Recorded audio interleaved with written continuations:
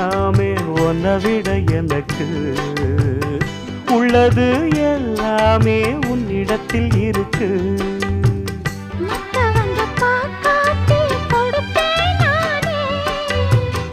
இப்ப இங்க ஆடேது ரகசியம்தானே.